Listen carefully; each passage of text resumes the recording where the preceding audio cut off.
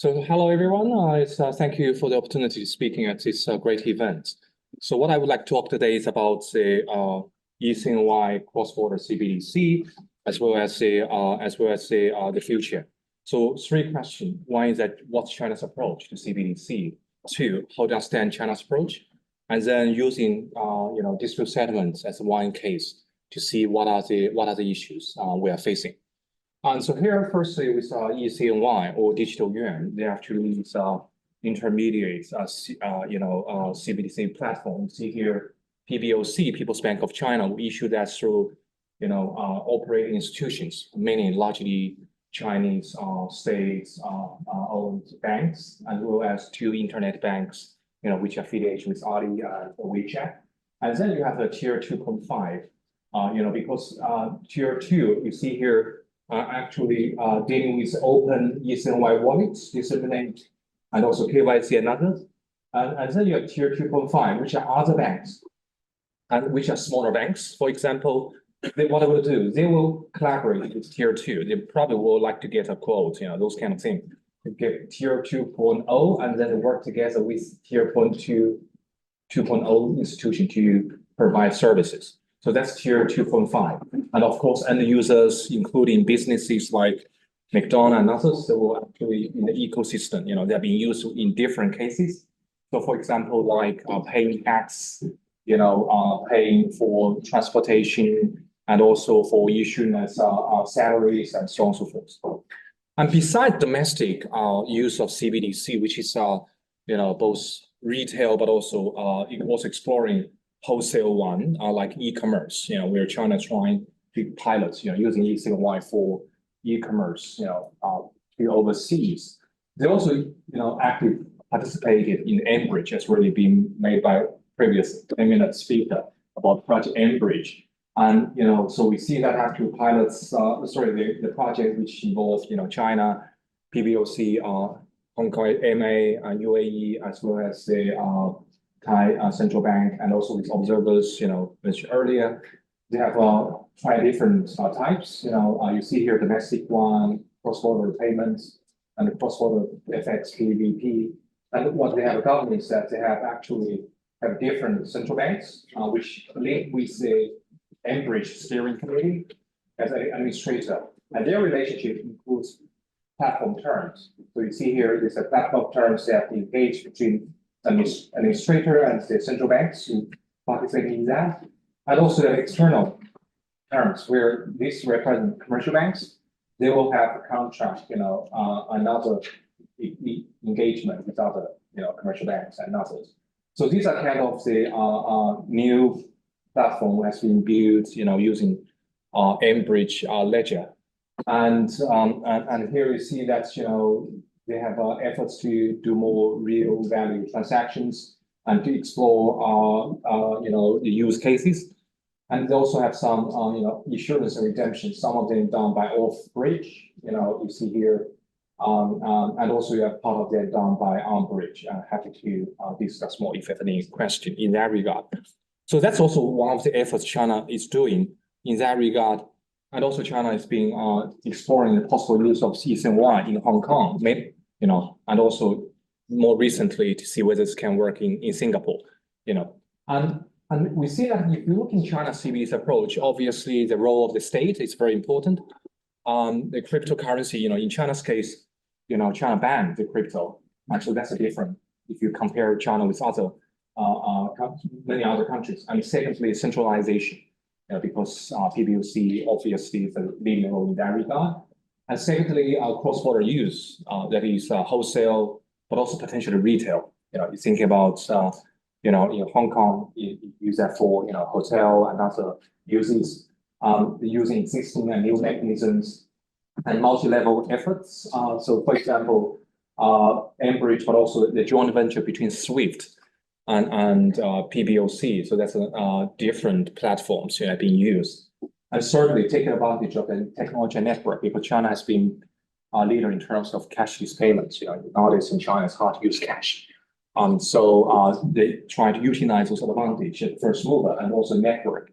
And certainly proactively with international governments. So China proposed the principles cross-border CBDCs, and also first to add digital currency-related content to ISO 222, suggests the G20 to have the CBDC standards and principles. So that's an area where China has maybe arguably has a comparative advantage because of the first mover, but also state driven by the state, to explore that. And although this is the area, for example, US is not really a leading figure in that regard because they don't really work for the US dollar's position.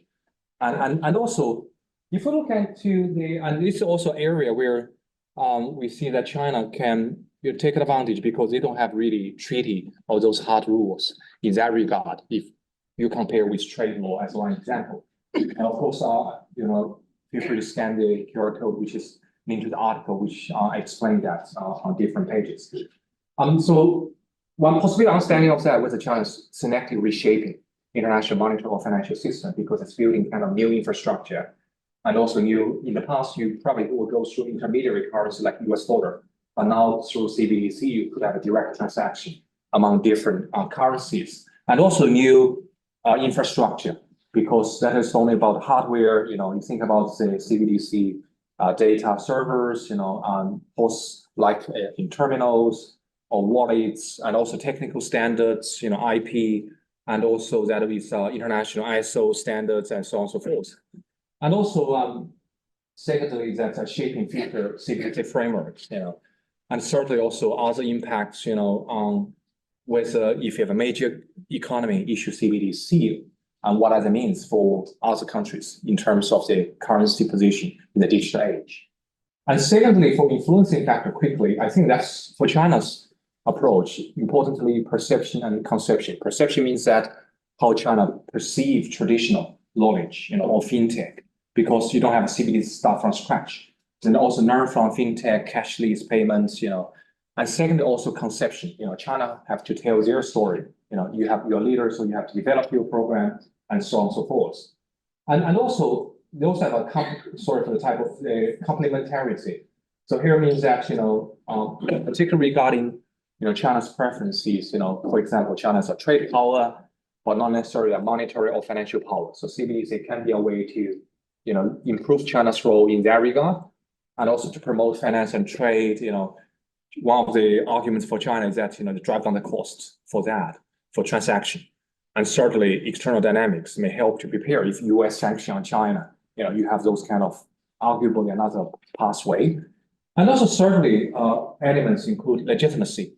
So China engaged in international governance and others helps to develop international legitimacy. See, we work with international, standards.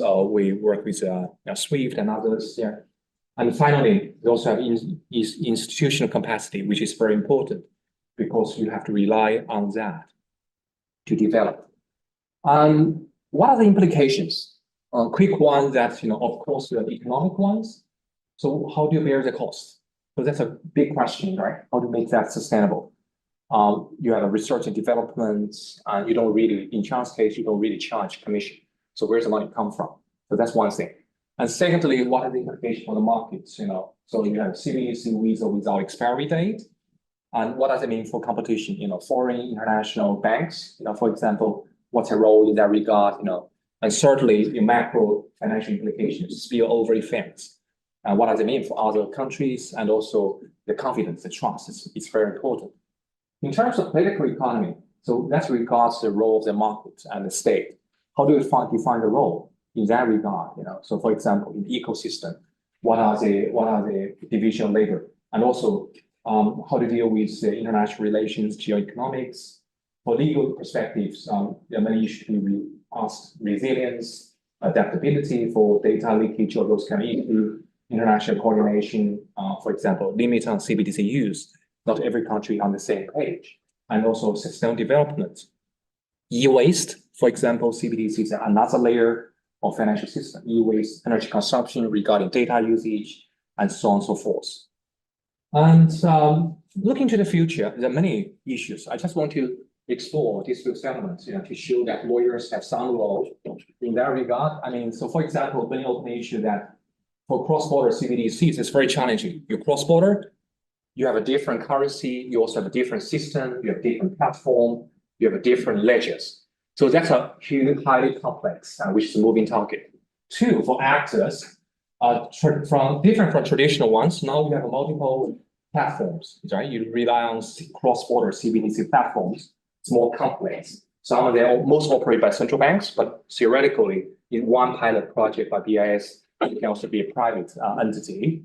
And thirdly, vendors, vendor risk, vendor management, and also actors beyond the platform, including individuals, if we look into cross-border retail use. In terms of relationships, what is on-bridge or off-bridge? So off-bridge relationships, like the compliant checks, platform administration, and the central bank is commercial bank with CBDC holders. What happens if it's, I remember when I spoke at the IMF, they have a question that pop up in, when you have discussed CBDCs, that what happens if the intermediaries is insolvent? Who will be responsible for that? Will it be the central banks, or will that be other actors?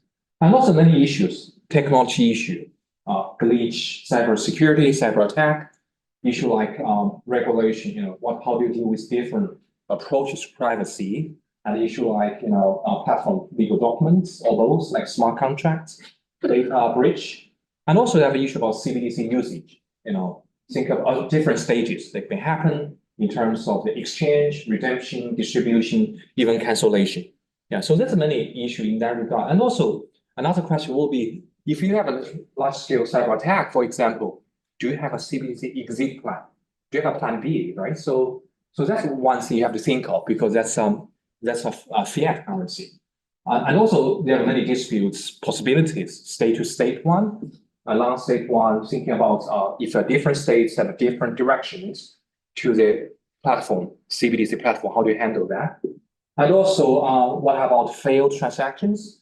How about the fraud, compliance, cyber attack, compensation, and also how to deal with those kind of differences?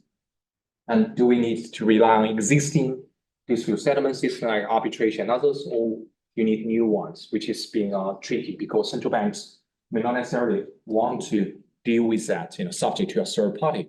To conclude here, before I want to have more discussion, is that, well, you see here on the left side in the past, probably international financial system, US dollar is arguably in the center. And CBDC means that we have more fragmentation. You have new parallel system coming, and which is different. And then we see highly complexities, and also a key issue here to conclude is the trust. Trust will be a major issue. So how do we build the trust on the track of CBDC? Is that based on institutions with institution environment, or you build that upon process, reputation, experience, or you build that upon characteristics, or in terms of groups? CBDC may, if you have ethical CBDC, a group of CBD central banks do a good job, maybe that be possible, or system-based form of trust. So a lot of questions regarding how to build the trust. So here are some of the research if you're interested in those issues. Here's a QR code and lead to that. So I would like to leave more time for discussion in case there's any question. Yeah, but let me know. Yeah, thank you.